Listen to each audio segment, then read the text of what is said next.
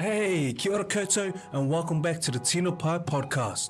You're listening to Danny and Tamua.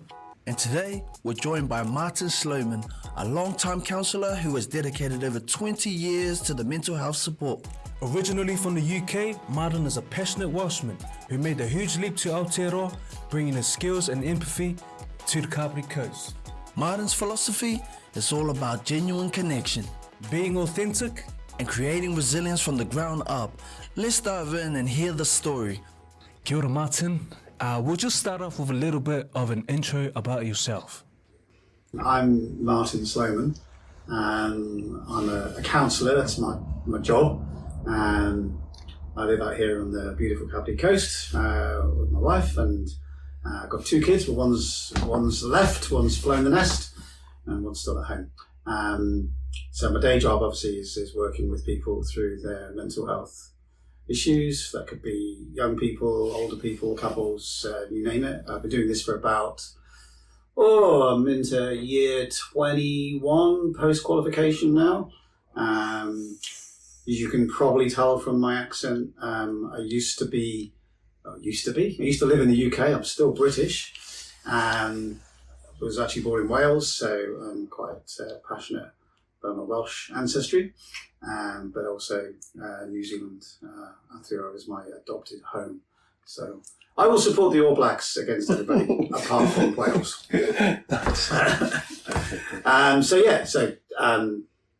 So since I've been here, I've been working mainly as a counsellor, and also set up a couple of charities, which I guess we'll get into as well at some point. Oh, that's cool, Martin. So you had a whole life in the UK. What convinced you to start fresh in Aotearoa? Well, 2007 we came on holiday and we did the classic British camper van trip around both islands for about a month. So myself and my wife, and at that point our 2-year-old daughter. And so we did Christmas here, and we went all around and loved it. And by the time we came to the end of the trip, we were starting to thinking this could be a great place to be, and it's a good place to bring up kids. And we loved all the scenery, and the people were lovely, and we just thought, this would be a great way to kind of, So the plan was to kind of come across and do IT, but then I got offered this job working at the PHO. You guys know what the PHO is? So it's the primary health organisation. It sits above all the GP practices. Okay. And there was a local one here in Kāpiti. And so I got offered this job to be a mental health coordinator and counsellor. And the big swallow hard moment was it was around about 40% less money than I was getting in the UK. So we were like, we're going to do it. We're going to have to go hard on this. And so we made the call and said, we don't do it now, we never will. And so went through the immigration process, and then in 2009 jumped on the plane and came here. But the way I looked at it was we could always return home if it didn't work out. So Martin, moving to New Zealand, what was the significant challenges that you faced when establishing your practice here in Kāpiti? I think there's so many.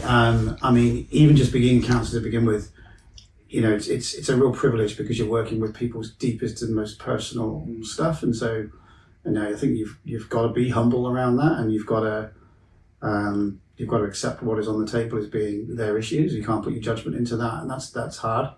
But I think then when you kind of magnify that by coming to a different country and a different culture, I didn't know an awful lot about Kiwi culture, Māori culture, Pacific Island culture, and a lot about those things, So that was a challenge, but I'll tell you this story. I remember the very first day, what they did, they farmed me out to all the GP practices around here and said, go and do a bit of time here, go do a bit of time there and see clients and patients from those practices. And one of our practices here is called Tino Pai. And Tino Pai is at that time was Māori focused. So the whole kind of Māori kaupapa is all set up in a way that I wasn't really used to. Coming from a sort of British model, it was very, very organised. Appointment times are very, this is the time, and you turn up at this time and finish at this time. So the first day was there nice and early, ready for them to come. 10 o'clock, no clients. 10:15, no clients. Right, I'd set someone up for 11 o'clock, so I'm like getting twitchy now. 10:30, no clients. Right, I'm thinking they're not going to come. 10:45, they roll in, this couple, and they're chilled as you like. Come in, sit down. And I'm thinking, in my head, I'm in a huge panic, trying to keep a straight face. Like, I've got to try and do this in 15 minutes now. And I'm going, so what can I do to help you? And they're not having a bar of it. They're like, so who are you? Where have you come from? And I'm like, now, in my training in the UK, like, you don't talk about yourself. You don't talk about yourself. It's always got to be about your client. And I'm not getting, why are they asking me all these questions? So have you got a wife? Have you got kids? Tell me about your homeland, where and I'm trying to answer all these questions as briefly as I can. And then I realised that I just got to let it go. I've got to tell them about me. So I'm told them a bit more detail. We've gone way past 11 o'clock now. And then eventually this moment comes where I think I got over a line with them and they decided they liked me. And then they trusted me. And then they told me what they came for. And the big lesson there for me was that, with particular people, and I guess it was very, very much part of Māori culture, they weren't going to tell me about their personal stuff until they'd suss me out. Wow. And so I had to understand that, and that was a big change, And so now that's really, I'm really grateful to that couple, because what they've done is they've shown me that by being me in my therapy, that's a big asset. I'm not trying to be here like I'm the guy who knows all the answers. I'm now the guy who's working with you, and we're going to work together, and you get to know a bit about me and I'm going to know a bit about you, and then between us we'll try and work on some stuff. And it's much more of an even relationship, which I think is much better than, I'm just, I'm the expert. I'm not an expert. So, so that was a really interesting story. Martin, so when you're listening to such heavy stuff day in and out, does that ever take a personal toll? How do you maintain the balance so, you don't feel completely drained at the end of the week? Yeah, look, it's a huge part of your training is to understand how to protect yourself.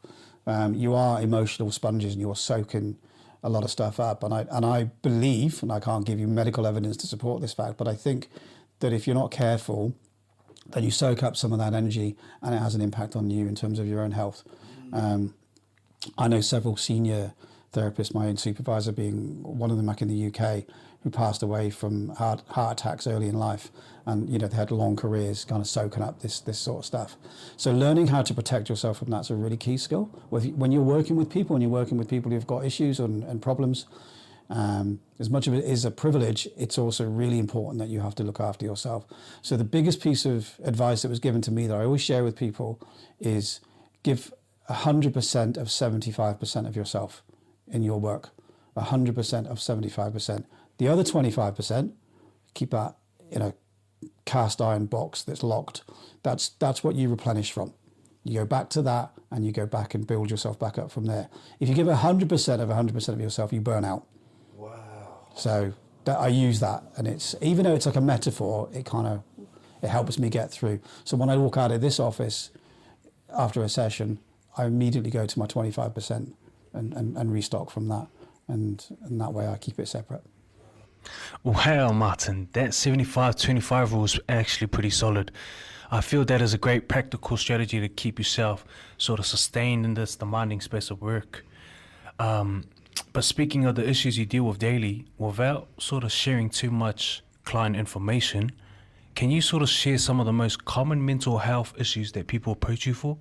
I mean, most counsellors will tell you that the classics that you're going to get, I think probably it used to be anxiety and depression would be the two number ones that you'd see all the time. I think these days, particularly with the way the world is anxiety is far and away the number one. People come in and they're worried about stuff. They're worried about the world, they're worried about their lives, they're worried about putting food on the table, they're worried about their relationship, they're worried about their health. So there's an awful lot of anxiety around in the world at the moment, which is really sad. And so having good skills to be able to teach people around how to live alongside anxiety is a really important skill to have, I think, as a therapist, and to help people, manage, because we're not going to get a life without anxiety, but you can have a life where you live alongside it in a healthier way. And people do all sorts of things to avoid anxiety. They might take, substances or drink or have other addictions or, have chaotic lifestyles.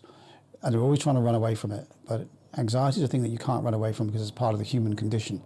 Therefore, it's much better to try and teach people how to accept it and live alongside it in a healthier way. So working through those sorts of processes with people is the number one. But I see heaps of couples, but I also see heaps of young people who, you know, they're looking at the world and they're kind of going, whoa, this world looks pretty scary, you know? How do I get ahead in this world, you know? And New Zealand is a hard place to live in some ways because there's not big salaries and, you know, there's a big gap between the haves and have-nots. So there's increasing numbers of young people that are struggling too, and feeling that weight of expectation to succeed in a difficult world.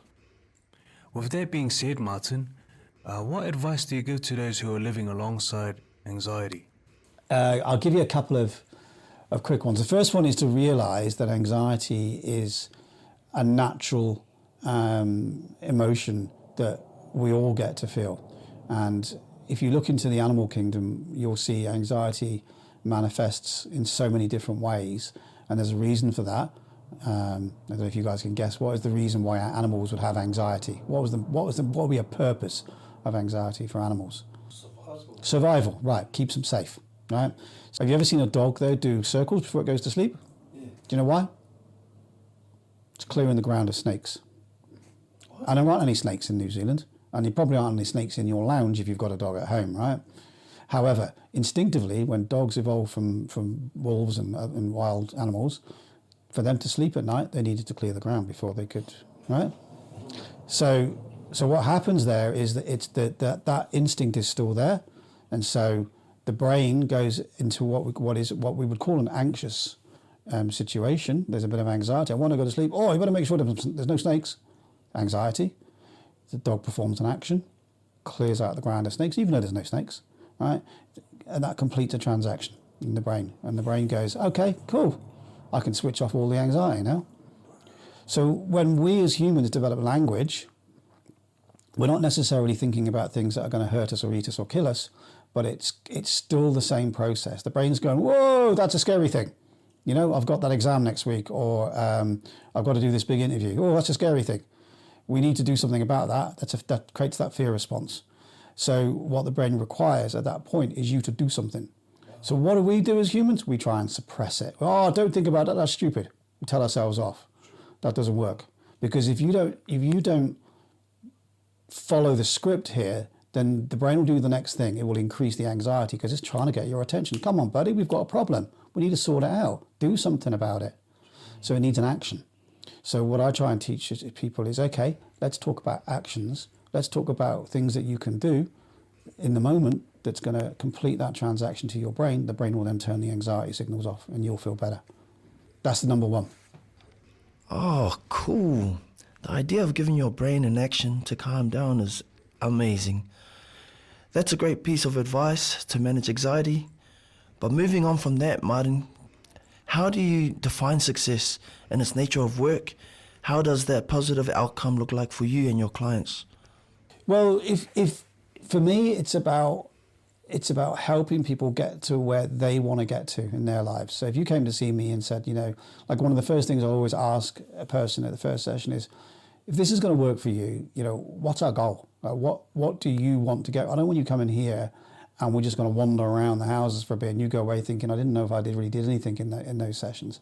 So we talk about a goal and let's aim, and then we work towards that goal. You know, what are the things that are in the way of that goal? That generally gets us to the issues. Now let's work through those. So it's really about making sure that people get what they want. Just like you would with any service. If you went to the garage and said, I want to get my car fixed, you don't want to come back with a car that isn't fixed. You want the goals to be met. So it's the same with this. I think in a way that's because I came from an IT background, and IT is all about goals. So in some ways I've kind of organically merged that, because I think, well, we want to get to here. You tell me when you want to get to here. My job is to bring whatever I can bring to help us work together for you to get to there. So I'm a bit of a short-termish therapist in that I want to get to, and then they can go on. And I think also it's about respecting the money. People, you know, it's expensive coming to see somebody. If you see somebody privately, I don't want you to waste your money. I want you to get value for your money. So I could never do the long-term stuff for that reason. So Martin, you've been a huge advocate for men's mental health. Can you share some of the early signs and symptoms of men going through depression? You know, in order to answer that question, we need to understand that, and whether you go nature or nurture, generationally men are programmed differently to women. All right? So I don't know what it was like for you guys growing up. When I grew up, boys didn't talk about their emotions. And we weren't given that language. You know, boys talked about sport, we talked about, you know, male things. There was a whole bunch of unwritten rules, probably handed down generationally through our fathers and our fathers' fathers. Boys did this, girls did that. So boys didn't talk about that stuff. So when we felt emotions, we didn't know how to cope with those emotions.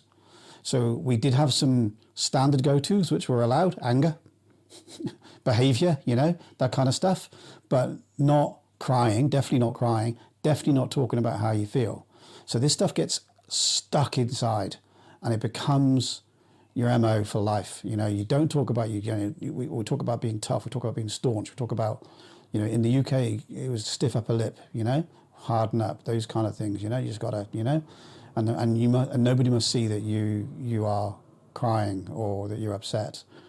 So when we go through immense stress, we just keep on filling the bucket up, and we just keep on trying to keep our soldier face on the whole time.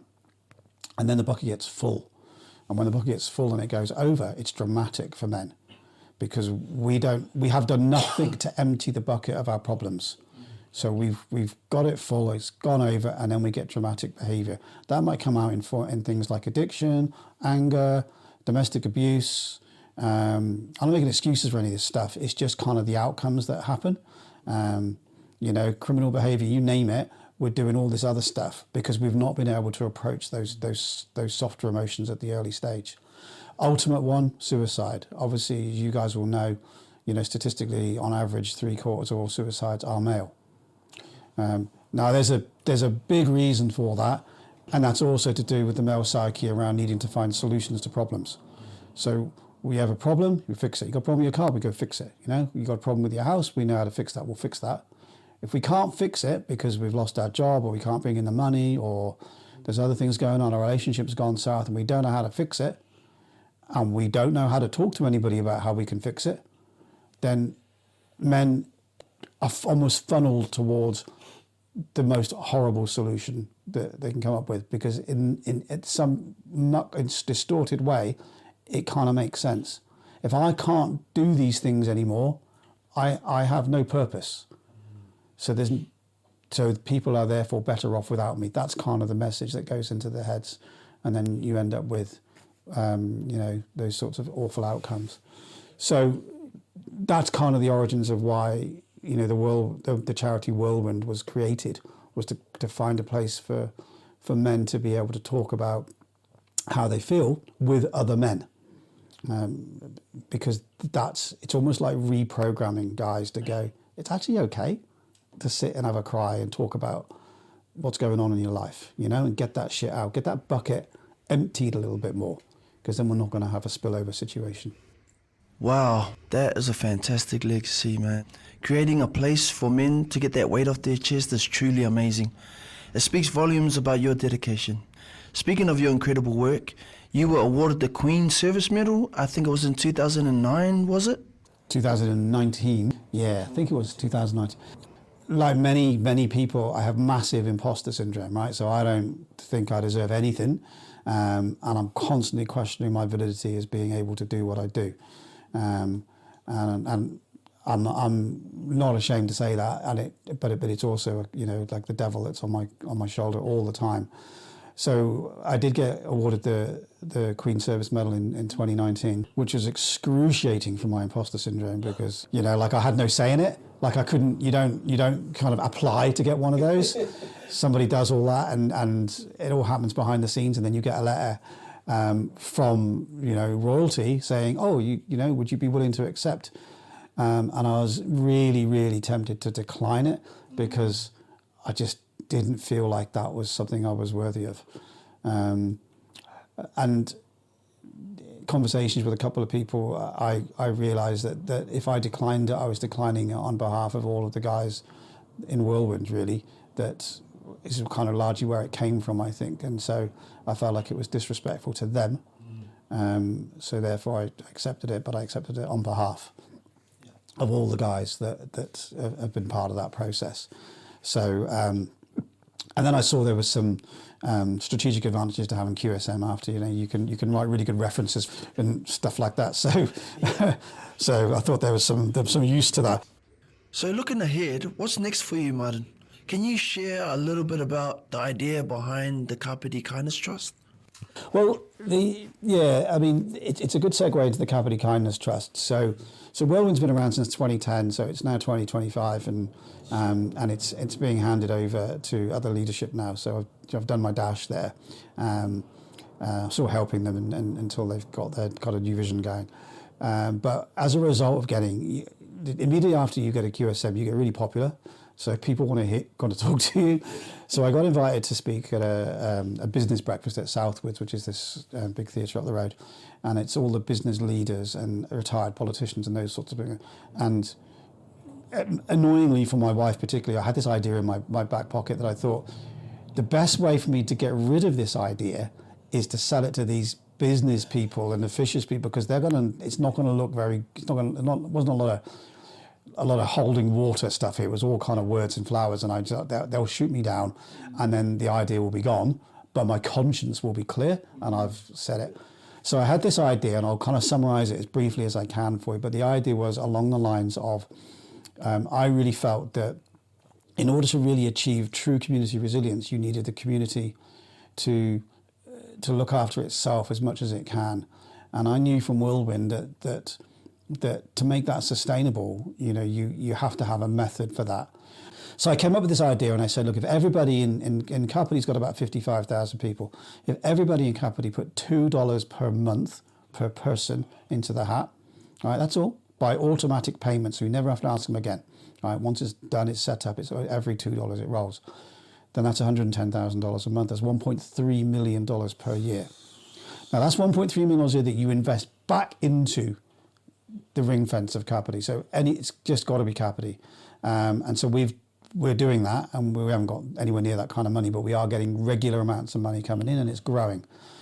And with that money, we've been able to do a kindness award every month for the last 5 years, which means somebody in the community, those unsung heroes who are doing that great stuff, their name goes up in lights, and they get a cool prize that's sponsored. But we've also done some really cool things with the money, helping people. So people come struggling to pay the rent, or put fuel in the car, or food on the table. We can help out with that stuff. And then also trying to create longer lasting kindness projects. So one of my most special ones, I think, most favourite ones, is the $500 kindness annual scholarship for each of the 3 colleges. So those kids who get all those awards at the end of the year, they get the scholarships to universities or sports scholarships. They stand on the stage and they're like, the top kids. And then you get all the other kids who get bugger all, right? Well, we felt very strongly that kindness should be something that should be grown as a thing, and should be awarded not with a $20 Paper Plus voucher, but with a trophy and a $500 prize. And they get to stand shoulder to shoulder with all those high achievers. So we've done that now for the last 3 years. And it's the guys or the kids that don't normally get other stuff, they're the ones, and you kind of want to shine a light on them and go, it's pretty bloody cool to be a good human being. And look, you're going to get recognised, and you're going to get stand on the stage, and the principal's going to shake your hand, and you're going to get $500. One of the first ones we did was at Aotearoa College, which is a kind of lowest decile area, and so money doesn't go a long way in some of those places. And I know the kid who got that. It was a life-changing amount of money, and I got a beautiful letter from him and what it meant. And so it kind of just it's really about growing that feel in a community. And the way I linked it, this was supposed to be a short speech around this, but it's turned into a long one. The way I linked it was that if you've got people that are connected and feeling cared about and recognise the value of kindness, then actually their mental health is better. Their resilience is better. And so you're going to have less people queuing up for 24 hours at A&E trying to get seen by the 2 burnt out mental health people who can't really do anything anyway because they haven't got any resources. You're going to less of those people because they're getting more support and help and resilience within their own community. So I gave that speech, and it was meant to fall flat on its face, but they loved it. And unfortunately for me, that meant that we had to create another charity. And I think that the idea is that if that could work in a community like Kāpiti, it can work in any community. $2 a month. I mean, even if you want to benefit, I mean, I'm don't mean patronising, but I think most people can afford $2 a month. Wow. I love the way you've connected those small monthly contributions to the ongoing act of kindness activities in the community. Man, that's amazing. So, like, can you elaborate a bit more on the Whirlwind kaupapa? What was the original vision behind that mahi, and who else was involved in getting it started? Yeah, me and another guy, Ryan Edwards, who's a local singer-songwriter who lives up in Waikanae Beach. So Ryan and I are good mates, and he had an album which kind of really fitted well with the Whirlwind kaupapa, and so we used the music as a way to lure guys in, because he's a really good musician. And so when we busked, when I say we, he busked, I stood around and listened. People were drawn to that, and then we could tell the story of Whirlwind and get guys to come and be part of that. And the music, as you probably know yourselves, is one of the ways in which guys can interact with their mental health, because you can listen to a song in the car somewhere and you can really speak to you, can't it, right? And you don't actually necessarily have to talk about it, but you can feel it. And so Ryan had a really great way. I mean, you've probably seen that from the Mother's Arms. There's a real connection between music and mental health. So we use that as a way to bring our guys in. So with all your experience now, Martin, do you ever look back at friends or family and think, man, they were struggling and I didn't even realize it? Like, reflecting back at your work, how has that changed the way you see people every day? You become tuned, you realise. I mean, one of the things that we live in this world now where everything is so judgmental. Everyone's kind of taken aside, and social media doesn't help with that sort of stuff. And it's helped me to think that it doesn't matter who you meet, really. There's probably a story there or a journey there that you don't know about. You don't know what's gone on. You don't know, and it's you can kind of tune into that a little bit more when you feel like you're not so judgmental and you've worked hard on that. Because I'm so lucky in many ways in that when people come in here and talk here, then I hear who they really are, what's underneath all of that kind of, that noise or that hard shell. And then you realise, man, that's a tough life, And, just because they might show up in a shiny car or not, it's not for me to assume I know what they've been through.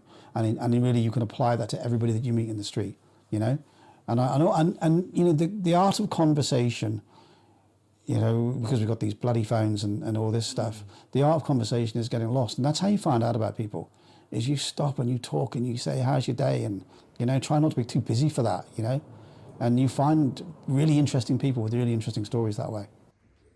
That's really insightful, Martin. Moving on, if you had one personal motto or guiding principle for living a healthy, positive life, what would it be? Look, I think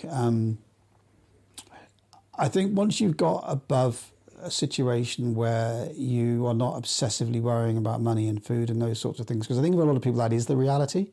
It's very hard to thrive when you don't know where your next meal's coming from, or you don't know how the next rent's going to get paid. Once you get to a point where that is not what you obsess over, then what really matters, I think, is about human connection, and it's about experience with people that you care about.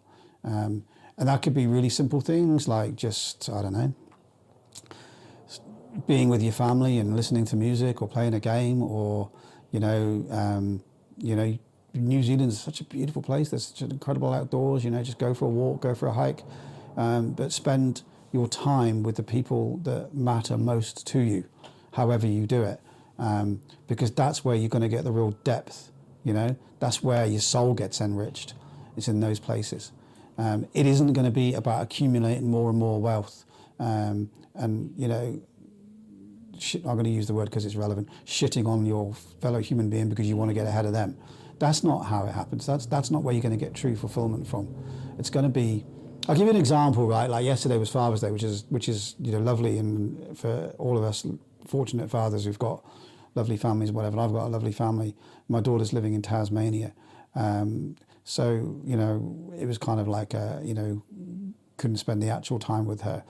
But we did some things, and she sent some stuff, and we had a really nice day. But then in the evening, we decided we were going to try and play a game with her online. So with her on a call.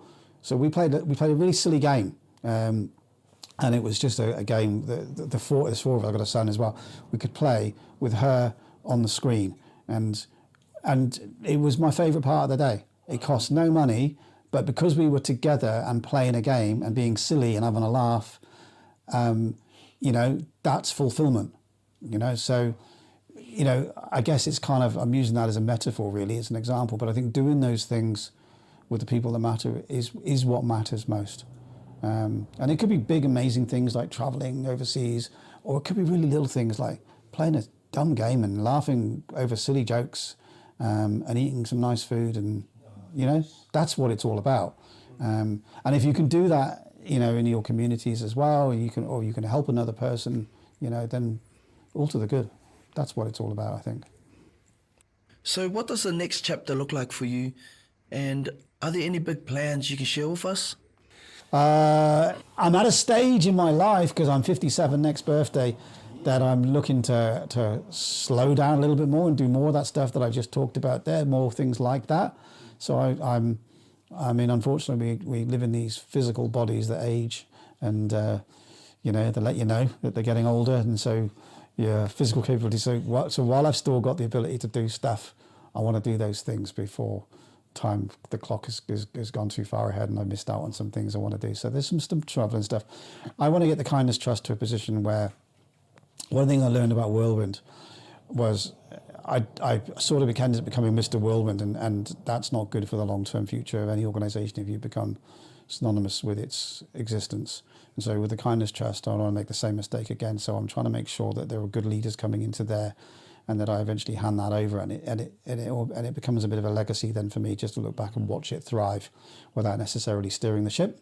And then what I really want to do, and I know my wife will agree to this wholeheartedly, is kind of just come back a little bit. And if I can help people along the way through, you know, supervision and doing a little bit of counselling here and there, but actually, you know, spend more time, you know, sitting on a rock fishing, having conversations with people that go by, that kind of stuff, and being close to my family, then I'm watching my sports teams do better. That'll be, I should have put that first.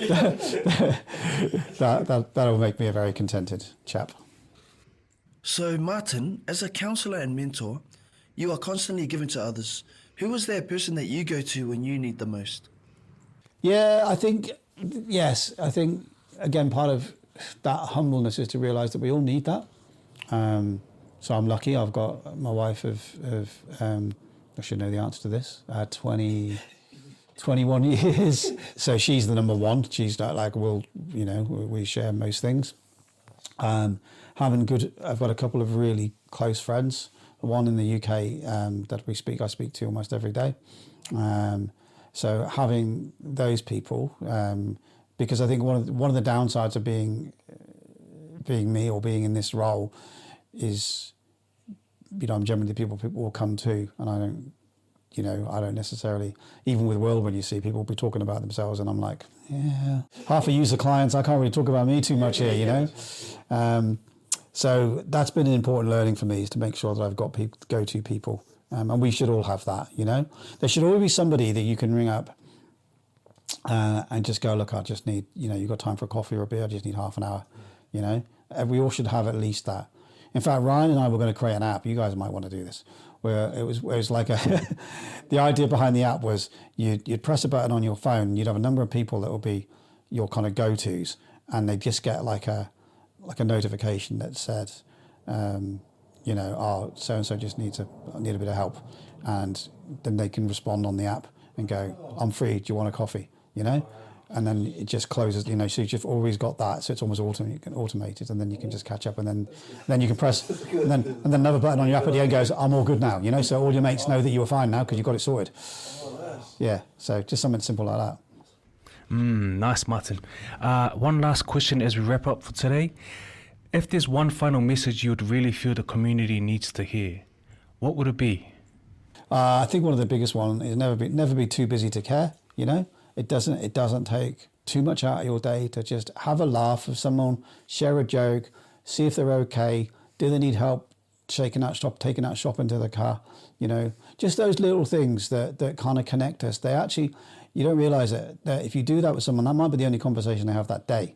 You know, just that really nice fellow at the supermarket who, you know, offered to take the shopping out for me, or, you know, or ask me how my day was and what are they up to. You know, like that fills your cup as much as it fills their cup, because you get that kind of sense of being part of something, and, you know, it's living your values. I think the biggest thing I can say to you is understand what your values are. What do you stand for aspirationally as a human being? And hold yourself to account for that. I tell you this, have I got time to tell you a quick story? Yeah. I went and bought, I was kitting out an office, not this office, another office, and I needed to buy a couch. So I went on to Trade Me, and I was a bit rushed, right? Which is classically what's wrong with our world. We're all too rushed. I was a bit rushed. I saw this couch for $50, looked about right, hit buy now, right? Didn't check exactly where it was, thought it was in Kāpiti, wasn't.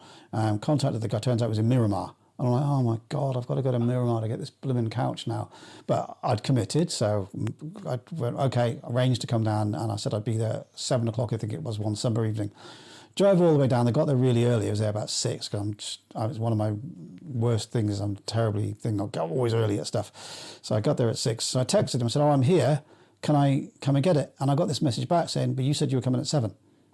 And I'm like, sorry, traffic was good and I'm kind of here. Can I come? And he said, well, okay. He said, but you did say you were coming at 7. I said, so I thought, I'm going to be in trouble here. But I went round. And I went around this place and I could smell all this really lovely food. And I thought, oh, that smells good.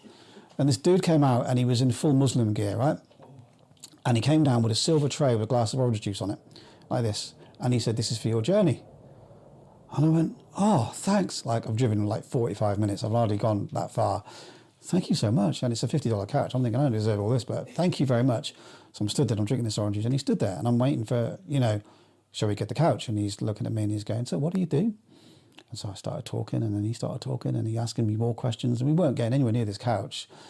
And then he said, but you said you were going to come at 7. He said it again. And I went, well, yeah, I know. And he said, well, my wife's making food. I thought we were going to have some food and we'll share some food, and, you know, and you can take the couch. And that was what all the smell was. His wife was cooking. And I said, oh, I'm so sorry. I've got to get back. He said, oh, well, look, you'll need to come up and say hello to her. So trudged up these stairs, and there's this wife running around, and there's all this food, and she said, are you sure you don't want to stay for dinner? And I said, oh, I'm so sorry, but thank you so much, it smells amazing. And he says, oh, okay, well, I suppose we better get the couch. We got the couch, put the couch in the car, and I'm thinking I'm going to drive off, and we're still stood there. And he said, so, you know, he asked me again, what do you do? And I said, well, I'm a counsellor. And he said, oh, is that like depression and stuff? And I went, yeah, stuff like that. He went, I don't understand New Zealand. I said, I don't understand why there's so much depression. I never get depressed. And I said, well, okay, what do you do? And he said, well, 6 times a day, he said, and this struck me, he said 6 times a day I stop and I thought it was praying, but he said I stop and I reevaluate how I'm doing in my day against who I want to be. He said, am I being a good father? Am I being a good husband? Am I being a good work colleague? Am I being a good person? I said, and I do that 6 times a day, so I never lose my compass. And I was like blown away. I never knew this is what he did, you know, this praying to, you know, I just had my judgment hat on. I thought it was just, you know, whatever weird stuff they did. And it wasn't. It was this thing. And he was such a chilled, lovely human. And when he knew all the people going by in the street, and he knew them all. Like, hi, Mrs. Smith, how's your cat? And all these people going by, you know, he knew everybody. And I thought, man, I've just learned something really powerful. That was the best $50 I've spent in a while. So to go back to your question, live to your values and hold yourself accountable to your values. Because at the end of the day, the person you look at in the mirror, that's the person who you've got to be okay with. Did you do it the way you should have done it today? Yeah. That's my deal. That's as simple as that, really. Wow, that's honestly amazing, Martin. Thank you so much for sharing your journey, your incredible wisdom of us. Your dedication from the counselling to the work of the Kāpiti Kindness Trust is truly inspiring. What I'm taking away from today is the profound importance of being authentic, of moving beyond the mask we often wear, and just being a good human being.